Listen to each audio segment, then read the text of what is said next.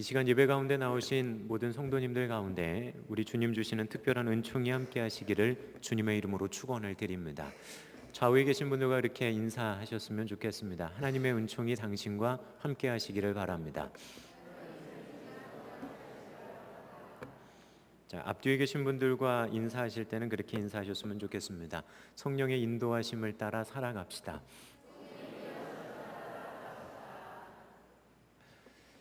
성령의 인도하심 그리고 성령님과의 교제, 우리 흔히 다 하나님과의 교제라고 하는 말들을 많이 사용을 합니다. 특별히 그리스도인들에게 있어서 하나님과의 만남 교제들을 이야기할 때 인격적이다라고 하는 말들을 많이 씁니다. 하나님을 인격적으로 만나셨습니까? 하나님을 인격적으로 경험하셨습니까? 라고 하는 질문들은 신앙의 여정을 걸어가는 모든 사람들에게 주어지는 질문입니다. 그리고 어떤 이들은 이미 인격적으로 하나님을 경험한 이들도 있습니다. 그리고 어떤 이들은 아직 경험하지 못한 사람들도 있는 것이 사실입니다. 자, 근데 여기서 우리가 좀 생각해 볼 건 인격적이다라고 하는 그 말입니다. 자, 인격이다. 우리 흔히들 쉽게 쓰는 말 가운데 왜 남의 인격을 무시하냐라고 하는 말들을 씁니다. 사람과 사람 사이에 왜 인격 무시하는 말 하냐라고 하는 말들을 우리가 할 때가 있습니다. 다른 것 아닙니다. 사람으로서 갖추는 격이라고 하는 것이 최소한 있다는 겁니다. 하나님을 인격적으로 만난다는 거 어떤 의미냐 하면 우리가 옆에 있는 누군가와 교제 나눌 때 그 인격적인 차원에서 교제 나누는 것처럼 마치 옆에 있는 그 인격체와 함께 교제하며 살아가는 것처럼 하나님 그분과의 우리의 교제와 관계가 그런 인격적인 친밀함 속에 있다라고 하는 겁니다. 하나님을 인격적으로 경험할 수 있다는 건 하나님이 우리를 창조하실 때 하나님의 형상대로 우리를 지으셨습니다. 그리고 성경에 사람을 다루어 가시는 하나님의 모습들을 쭉 보게 되어지면 늘상 인격적인 모습으로 그들을 대하셨지 그저 그냥 막연히 뜬구름 잡는 것처럼 누군가를 대하시거나 그렇게 말씀하시지 않았다는 겁니다. 특별히 그 가운데 모세라고 하는 사람을 보게 되어지면 하나님이 모세의 권위를 다른 모든 사람들 가운데 세워주실 때 하셨던 말씀이 뭐였냐 하면 내가 다른 사람들은 꿈을 통해서 환상을 통해서 이야기할지 모르지만 모세에게만큼은 내가 그렇게 얘기하지 않았다. 내가 직접적으로 그와 대면하고 그와 이야기 나눴다. 어쩌면 하나님과 가장 친밀한 인격적인 관계 그리고 그런 교제를 나눴던 사람을 우리는 모세로 또한 생각을 해볼 수 있기 때문입니다.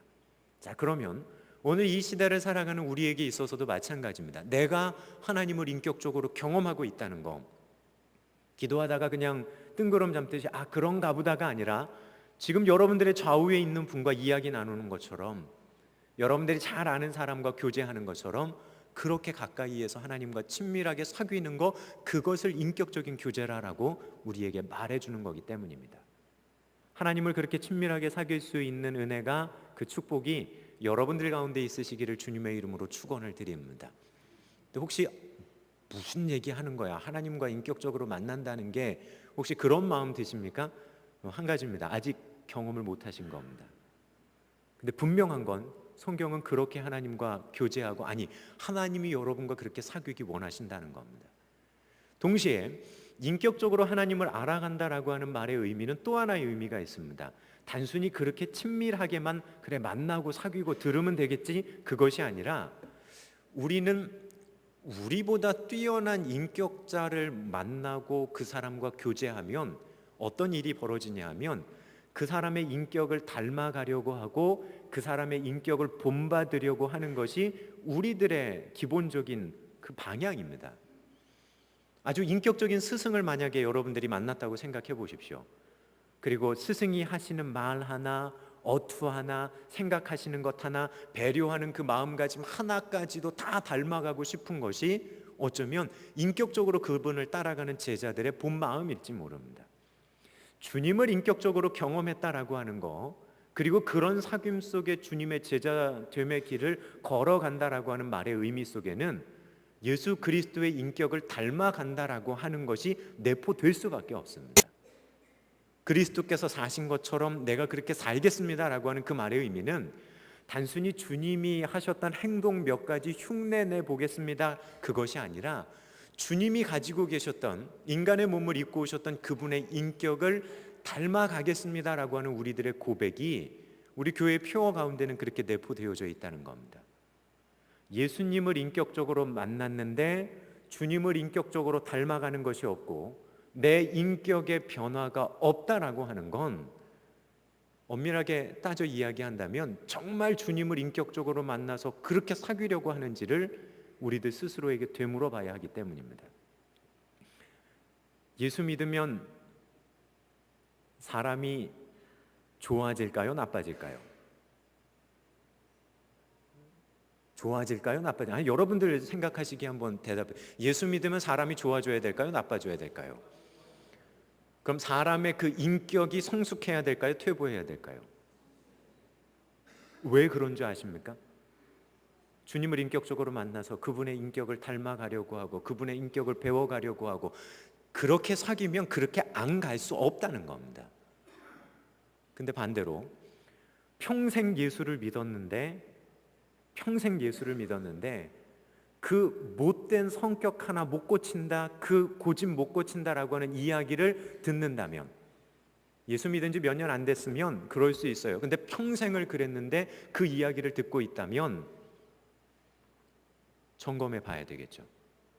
내가 정말 예수 그리스도의 그 인격을 닮아가려고, 내가 그 인격을 정말 내 삶 가운데 이루어 보려고 내가 주님을 그렇게 따라가고 있는가 라고 하는 부분에 대해서는 우리들 스스로 점검해 보아야 하는 겁니다. 근데 이상한 건 그 이야기는 우리들 귀에 잘 안 들립니다. 왜냐하면 대놓고 예수 믿는데도 인격이 저래라고 하는 이야기는 도통 듣기 힘드실 겁니다. 그래서 중요한 건 우리들 스스로가 우리들 스스로를 들여다 봐야 됩니다.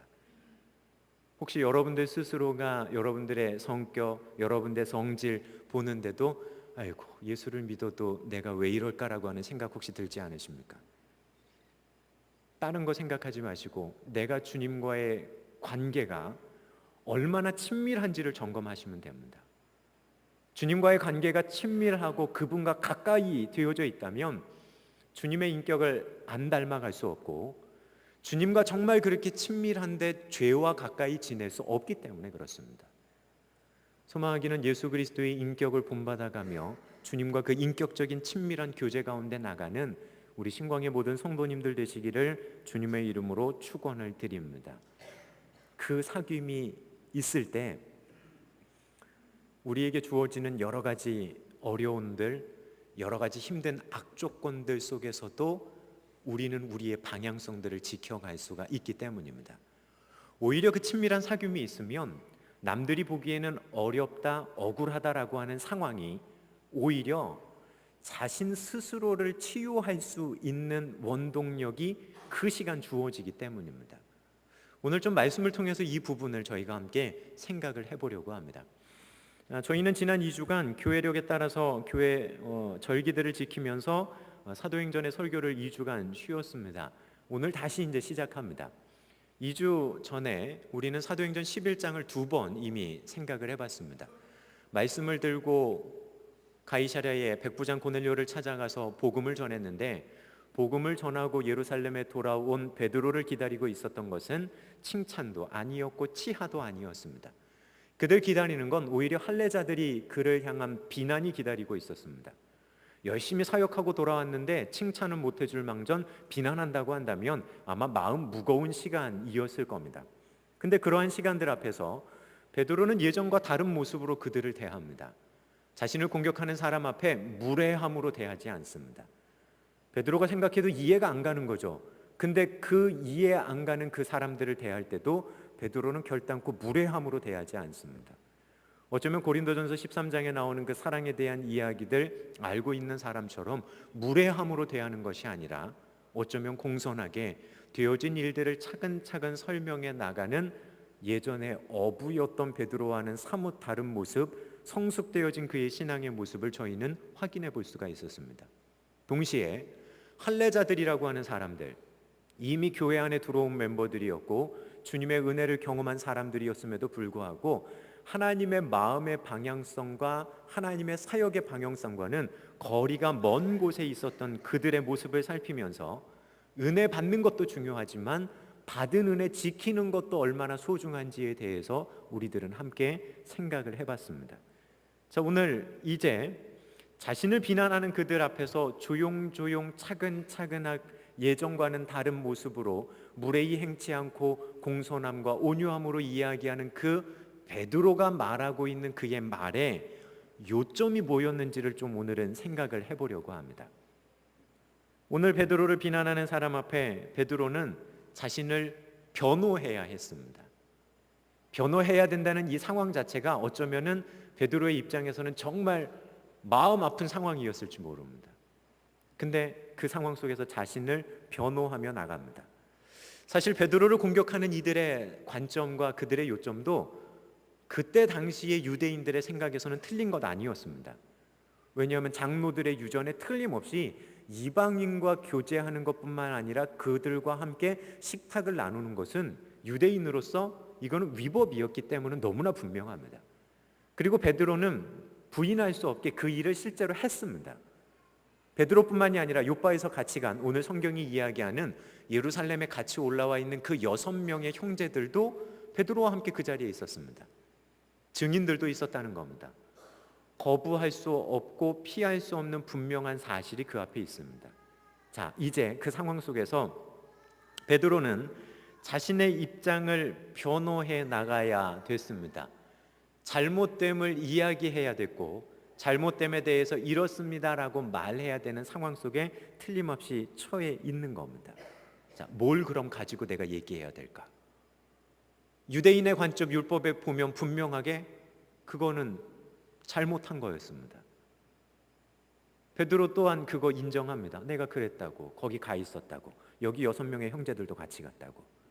그런데 동시에 내가 그렇게 했던 이유를 설명하는데 성령께서 나를 그렇게 인도하셨기 때문에 내가 그렇게 했습니다.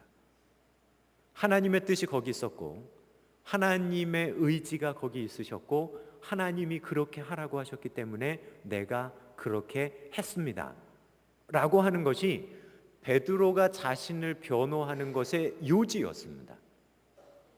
내 생각에는 이래. 야, 너희들도 생각해봐. 예수님 예전에 승천하시기 전에 우리에게 이런 명령하셨잖아. 그러니까 내가 생각해 보니까 이방에게 전도하고 선교하는 거 맞아. 자기 생각을 말하는 것이 아니라 베드로가 붙들었던 건 다른 거 있지 않습니다. 하나님이 그렇게 하라고 나에게 지시하셨기 때문에 내가 그렇게 했습니다. 자신을 변호하는 명분, 요점 다른 데 있지 않았습니다. 하나님 뜻이 거기에 있었기 때문입니다. 자, 근데 여기서 우리가 이제 생각해 볼 게 있습니다. 우리도 때로는 하나님 뜻입니다, 성령의 인도하심입니다 라고 하는 말들을 종종 사용하곤 합니다. 근데 여러분들이 그 단어를, 그 어구들을 사용할 때 어떨 때 사용하십니까?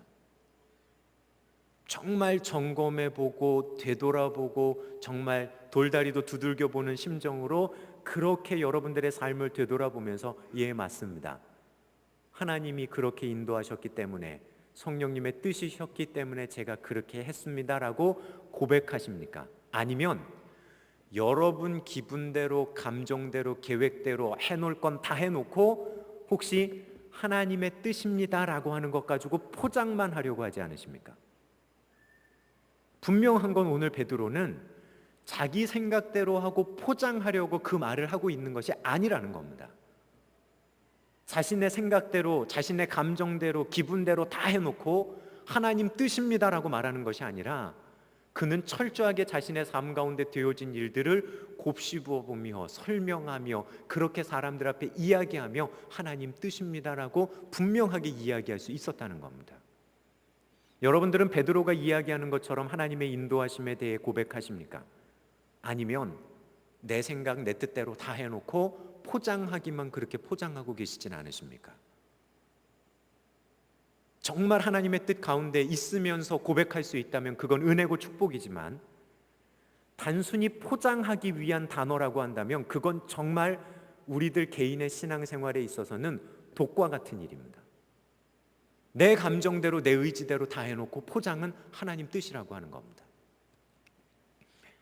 예전에 성지순례를 하며 이집트를 간 적이 있습니다. 그 이집트 가이드가 뭐라고 얘기하냐면 카이로 시내에 들어가게 되어지면 교통이 아마 많이 막힐 겁니다. 그리고 뭐 이렇게 일을 하나 처리하려고 하다 보면 기다리는 시간이 너무 많습니다. 때로는 뒤에서 그냥 차가 지나가다 툭 치고 지나간대요. 한국 같은 경우에는 난리가 날 텐데 그 나라 사람들은 툭 치고 지나가고선 무슨 일이야 그리고 내려서 얘기하면 뭐라고 얘기하냐면 받은 사람이 그렇게 얘기한답니다. 인샬라 그러면 된대요. 그게 뭐냐면 하나님 뜻이라는 겁니다. 신의 뜻이야. 그러니까 사고는 쳐놓고 누군가 기다리는 사람은 기다리게 해놓고 늦게 와놓고선도 하는 말이 하나라는 겁니다. 뭐요? 신의 뜻이야 그러면 그냥 그러고 그냥 넘어간다는 거예요. 웃긴 일인데 우리가 우리의 신앙의 여정 속에 혹시 지금 그러고 있지 않냐는 겁니다. 내 생각대로 다 하다가 내 기분대로 다 하다가 무슨 문제가 딱 일어났는데 우리는 그걸 뭐라고 포장하냐면 하나님의 뜻이야. 이집트 카이로 시내에 있는 그 운전기사가 하는 그 행태들을 우리 신앙의 행태 속에 그대로 한다는 겁니다. 내 생각, 내 마음대로 다 해놓고선 포장만 어디서 들은 건 있으니까 하나님의 뜻이야, 성령의 인도하심이야. 분명한 건 성령의 인도하심 아닙니다. 내 생각과 내 뜻대로 가다가 그런 건 성령의 인도하심 아닙니다. 여러분들 스스로 성령의 인도하심이라고 자기 최면을 아무리 걸어서 스스로를 속일지라도 하나님 인도하심 아닌 건 아닌 겁니다.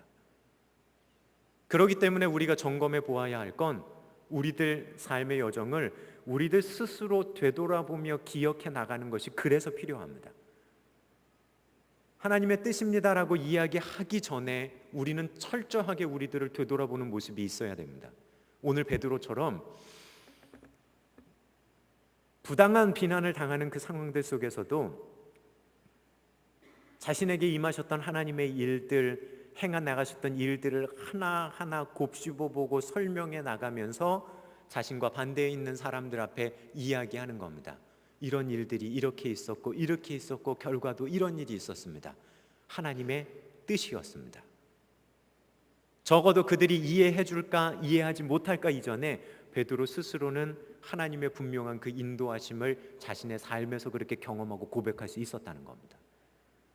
소망하기는 그런 삶의 고백이 넘쳐나는 우리 신광의 성도님들 되시기를 주님의 이름으로 부탁을 드립니다.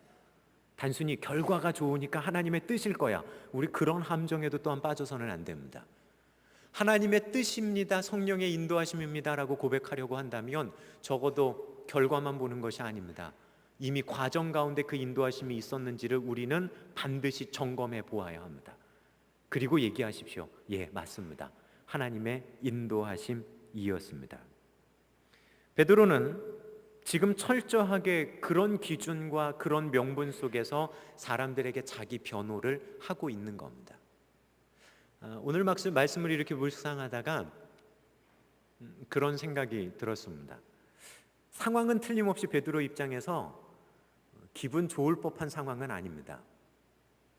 왜냐하면 본인 스스로 고백할 수 있을 만한 성령의 인도하심이 있는데 예루살렘에 올라와서는 부당한 비난 앞에 지금 본인은 서 있어야 하기 때문입니다. 상황은 틀림없이 안 좋고 그 상황 속에서 이렇게 설명해야 한다는 것 자체도 어쩌면 그의 마음속에 상처가 될지 모르는 상황이었는데 그 말도 안 되는 상황 속에서 자신에게 임하셨던 하나님의 일들을 하나하나 되뇌어 보고 곱씹어 보고 그래 하나님이 나한테 이렇게 하셨지라고 하는 걸 기억해내고 사람들 앞에 고백할 수 있는 건 이미 베드로 속에는 하나님이 시작하시는 치유함의 역사가 이미 시작되고 있었다는 겁니다. 틀림없이 기분 나쁘고 상처받을 상황인데 하나님은 동시에 그의 멈춰섬 속에서 자신의 삶에 임했던 하나님의 역사하심의 흔적들을 되돌아보는 여정 속에 이미 치유하심의 은혜가 동시에 주어지고 있었다는 겁니다. 요즘 서점가의 화두가 뭔지 아십니까, 여러분? 그러니까 책의 제목들 가만히 이렇게 들여다보고 보면 그냥 몇 가지 단어들이 이렇게 떠올라요. 그 중에 하나가 뭐냐면 멈춰서는 겁니다. 멈춰서는 거, 그리고 되돌아보는 겁니다. 그리고 또 하나가 힐링이라고 하는 겁니다. 그냥 각자가 따로 노는 단어가 아니라요, 다 같이 하나로 이렇게 묶여져서 가는 단어 같습니다. 자신의 삶에 굉장히 바쁘게 지금까지 앞만 보고 달려왔는데 잠깐 멈춰서서 생각해보고 자신의 삶을 되돌아보며 그러한 시간들 속에서 무엇인가 상처받은 자신의 마음과 삶 가운데 뭔가 이렇게 치유됨이 있기를 바라는 것이 지금 현재 사람들의 마음이고 생각이지 않을까라는 그러한 모습들을 그냥 이렇게 서점가의 책들을 뒤지다 보면 우리들이 금방 확인을 해볼 수가 있습니다. 그런데 동시에요, 우리 그리스도인들에게 있어서도 그리스도인으로서 살아가게 되어질 때, 그리고 우리들 삶 속에 있는 하나님의 은혜들을 생각해 볼 때 우리는 이미 내 삶에 임해 있는 하나님의 은혜들을 생각한다는 것 자체가 우리들의 삶의 여정 가운데 어쩌면 멈춰서 있는 모습일지 모릅니다. 그리고 이미 역사하셨던 하나님의 은혜들을 곱씹어보고 생각하려면 되돌아볼 수밖에 없습니다. 그리고 분명한 하나님의 이끄심과 은혜들을 고백하며 나갈 수밖에 없다고 한다면 어쩌면 우리들 속엔 이미 그 하나님의 치유하심의 은혜들은 동일하게 주어진다는 겁니다. 성령의 인도하심을 따라 살아가는 사람들의 여정은요, 앞으로 치유해 주실 것이 아니라 지금 그렇게 성령의 인도하심 가운데 머물러 있음을 점검하고 나가는 사람들은 지금 현재의 시간이 하나님이 그 사람을 만지시고 치유하시는 시간이 되기 때문입니다. 소망하기는 여러분들의 매일매일의 삶 가운데 하나님이 여러분들의 마음을 만져가시고 삶을 이끌어가시는 치유하심의 은혜가 있으시기를 우리 주님의 이름으로 축원을 드립니다. 지금 현재 우리들의 삶은 그렇습니다. 어쩌면 오늘 성경의 본문의 베드로는 이상하리만치 그 하나님의 치유하심 속에 가장 가까이 있었던 사람입니다. 분명한 건 상황은 그렇지 않습니다.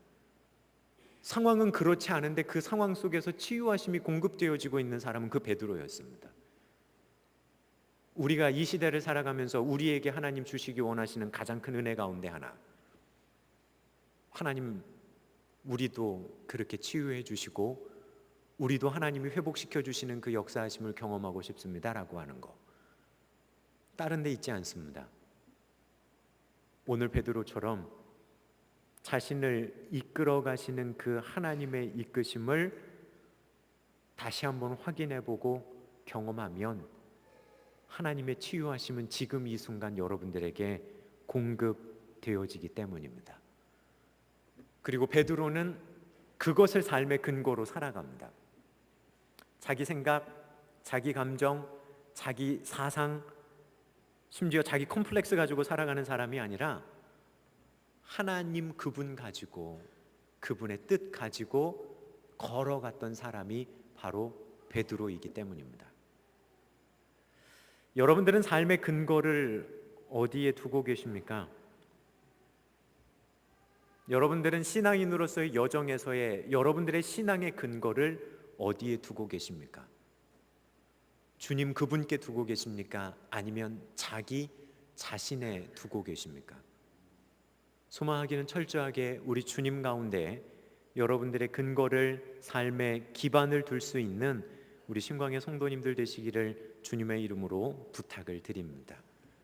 이끄심 그 속에 있어야 됩니다.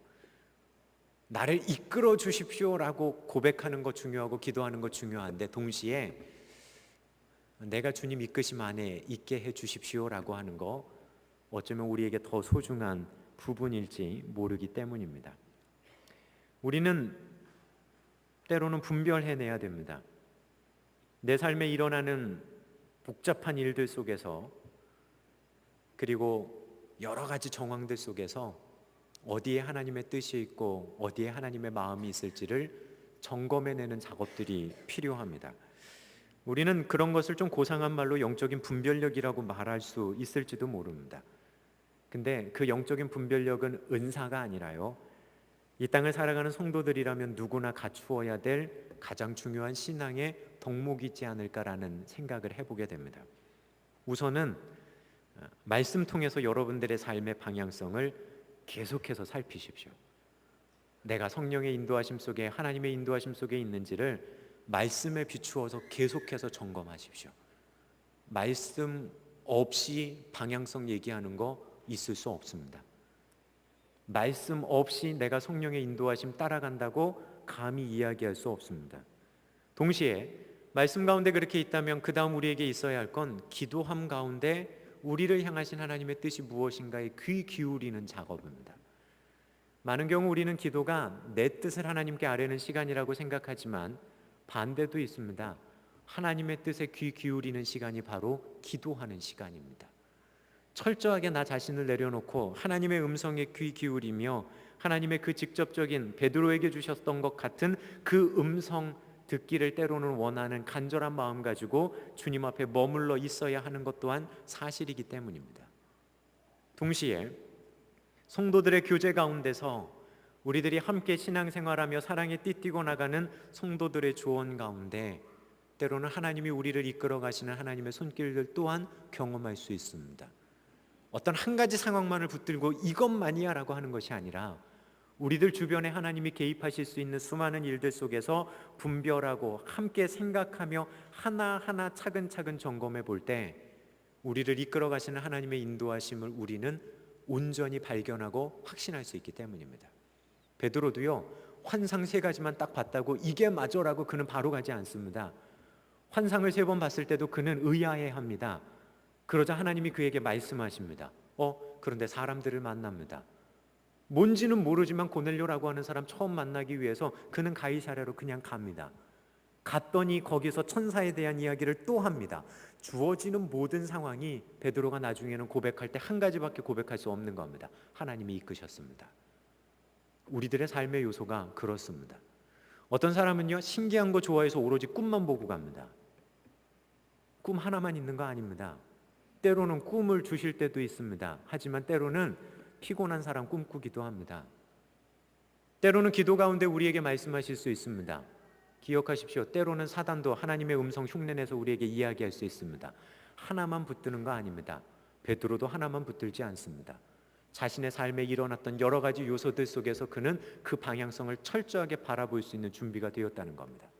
일어나는 일들 속에서 이거 있네 그냥 있는 것이 아니라 그 모든 요소들 가지고 하나님 앞에 머무르며 하나님이 하시는 일들의 방향성들, 하나님의 마음들을 헤아려 보고 분별해낼 수 있는 영적인 분별력이 베드로 가운데 틀림없이 있었기 때문입니다. 우연이라고 생각하는 단어들 속에 우연이라고 이야기할 만한 그 사건들 속에서 베드로는 우연이 아닌 하나님의 뜻을 찾아냈던 사람입니다. 오늘 이 땅을 살아가는 우리 신광의 성도들 또한 그런 삶의 영역들 속에서 기도하며 말씀 가운데 나가며 성도의 교제 가운데 하나님의 뜻과 그 방향성을 온전히 분별해내야 하는 것이 사실이기 때문입니다. 사랑하는 신광의 성도 여러분, 우리들의 삶에 성령의 인도하심이 늘상 있기를 우리 주님의 이름으로 축원을 드립니다. 여러분들 개인의 삶에 성령의 특별한 인도하심이 있으시기를 우리 주님의 이름으로 축원을 드립니다. 더 바라기는 하나님의 인도하심을 여러분의 삶의 자리에서 분별해내고 경험할 수 있는 여러분들 되시기를, 그 영적인 분별력이 여러분들 속에 또한 있으시기를 우리 주님의 이름으로 축원을 드립니다. 그러면 지금 현재의 고난과 억울한 상황과 역경도 여러분들이 주님을 생각하며 되돌아보고 하나님의 은혜들을 곱씹어 볼 때 하나님의 치유하심이 시작되어지는 자리일 겁니다. 하나님의 회복의 은혜가 있는 자리가 될 겁니다. 억울한 일, 뭔가 안 될 것 같은 일이지만 하나님의 회복이 시작되는 자리입니다. 소망하기는 그 하나님 바라보며 여러분들 삶의 오늘 이 시간에도 임하시는 주님의 그 놀라우신 회복의 은혜가 있으시기를 우리 주님의 이름으로 축원을 드립니다. 기도하겠습니다.